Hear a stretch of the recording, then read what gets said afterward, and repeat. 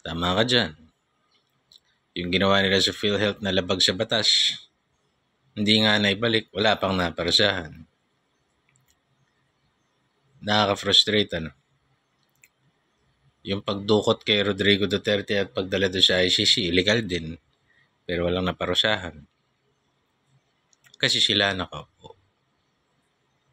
So kung ikaw nakaupo, ay hindi ka parurusahan. Dahil kontrolado mo ang mga magpaparusa sa'yo. Parang anong ginagawa ng korte natin?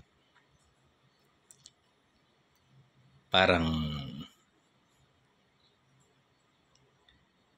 walang remedyo. Naintindihan ko naman, kaya lang kawawang Pilipinas.